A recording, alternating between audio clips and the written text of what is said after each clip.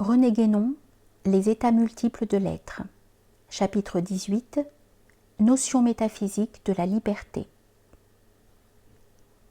Pour prouver métaphysiquement la liberté, il suffit, sans s'embarrasser de tous les arguments philosophiques ordinaires, d'établir qu'elle est une possibilité, puisque le possible et le réel sont métaphysiquement identiques.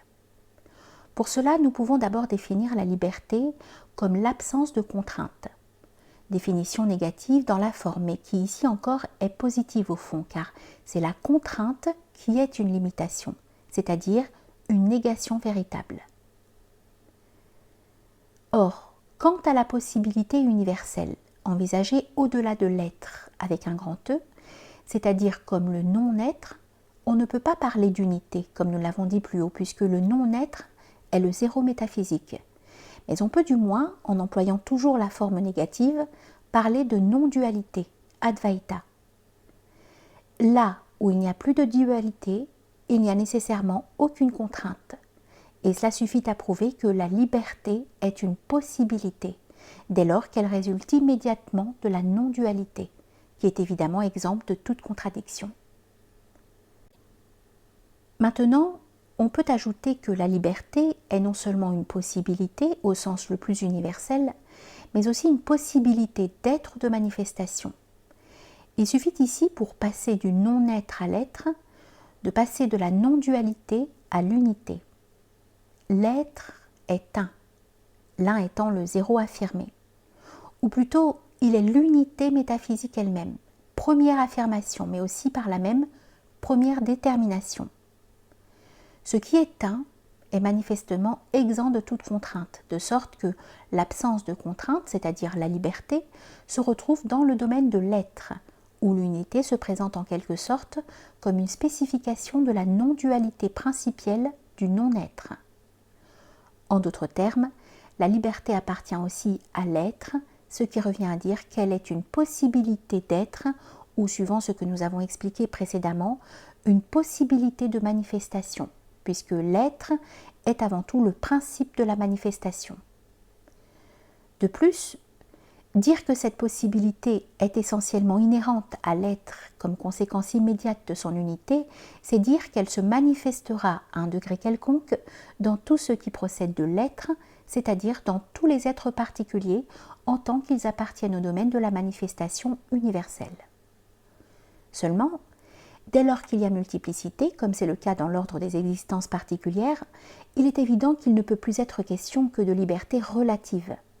Et l'on peut envisager à cet égard soit la multiplicité des êtres particuliers eux-mêmes, soit celle des éléments constitutifs de chacun d'eux. En ce qui concerne la multiplicité des êtres, chacun d'eux, dans ses états de manifestation, est limité par les autres. Et cette limitation peut se traduire par une restriction à la liberté. Mais dire qu'un être quelconque n'est libre à aucun degré, ce serait dire qu'il n'est pas lui-même, qu'il est les autres, ou qu'il n'a pas en lui-même sa raison d'être, même immédiate, ce qui au fond reviendrait à dire qu'il n'est aucunement un être véritable. D'autre part, puisque l'unité de l'être est le principe de la liberté, dans les êtres particuliers aussi bien que dans l'être universel, un être sera libre dans la mesure où il participera de cette unité. En d'autres termes, il sera d'autant plus libre qu'il aura plus d'unité en lui-même, ou qu'il sera plus un. Mais comme nous l'avons déjà dit, les êtres individuels ne le sont jamais que relativement. D'ailleurs, il importe de remarquer à cet égard que ce n'est pas précisément la plus ou moins grande complexité de la constitution d'un être qui le fait plus ou moins libre, mais bien plutôt le caractère de cette complexité suivant qu'elle est plus ou moins unifiée effectivement. Ceci résulte de ce qui a été exposé précédemment sur les rapports de l'unité et de la multiplicité.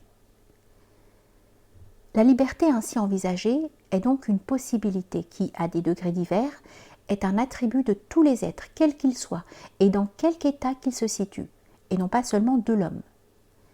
La liberté humaine, seule en cause dans toutes les discussions philosophiques, ne se présente plus ici que comme un simple cas particulier, ce qu'elle est en réalité. Du reste, ce qui importe le plus métaphysiquement, ce n'est pas la liberté relative des êtres manifestés, non plus que les domaines spéciaux et restreints où elle est susceptible de s'exercer.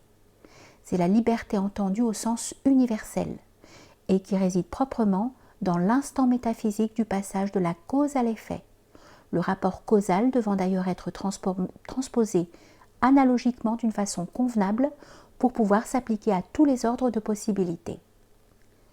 Ce rapport causal n'étant pas et ne pouvant pas être un rapport de succession, l'effectuation doit être envisagée ici essentiellement sous l'aspect extratemporel, et cela d'autant mieux que le point de vue temporel, spécial à un état déterminé d'existence manifestée, ou plus précisément encore à certaines modalités de cet état, n'est en aucune façon susceptible d'universalisation.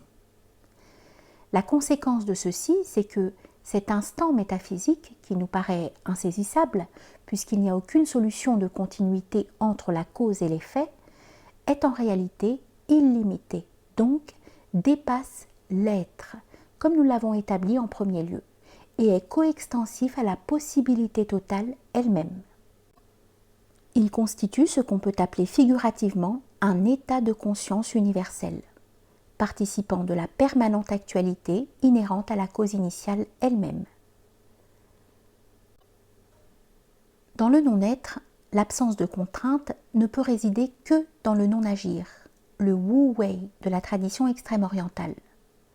Dans l'être, ou plus exactement dans la manifestation, la liberté s'effectue dans l'activité différenciée, qui, dans l'état individuel humain, prend la forme de l'action au sens habituel de ce mot. D'ailleurs, dans le domaine de l'action et même de toute la manifestation universelle, la liberté d'indifférence est impossible parce qu'elle est proprement le mode de liberté qui convient au non manifesté et qui, à rigoureusement parlant, n'est aucunement un mode spécial, c'est-à-dire qu'elle n'est pas la liberté en tant que possibilité d'être, ou encore la liberté qui appartient à l'être ou à Dieu conçu comme l'être dans ses rapports avec le monde entendu comme l'ensemble de la manifestation universelle, et par suite aux êtres manifestés qui sont dans son domaine et participent de sa nature et de ses attributs selon la mesure de leurs propres possibilités respectives. La réalisation des possibilités de manifestation qui constituent tous les êtres dans tous leurs états manifestés et avec toutes les modifications, actions ou autres, qui appartiennent à ces états, cette réalisation, disons-nous, ne peut donc reposer sur une pure indifférence ou sur un décret arbitraire de la volonté divine, suivant la théorie cartésienne bien connue qui prétend d'ailleurs appliquer cette conception de l'indifférence à la fois à Dieu et à l'homme. Mais elle est déterminée par l'ordre de la possibilité universelle de manifestation qui est l'être même, de sorte que l'être se détermine lui-même, non seulement en soi, en tant qu'il est l'être, première de toutes les déterminations, mais aussi dans toutes ses modalités, qui sont toutes les possibilités particulières de manifestation.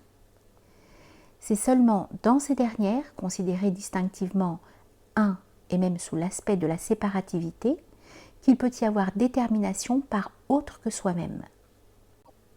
Autrement dit, les êtres particuliers peuvent à la fois se déterminer, en tant que chacun d'eux possède une certaine unité, d'où une certaine liberté comme participant de l'être, et être déterminés par d'autres êtres, en raison de la multiplicité des êtres particuliers, non ramenés à l'unité en tant qu'ils sont envisagés sous le point de vue des états d'existence manifestés. L'être universel ne peut être déterminé, mais il se détermine lui-même.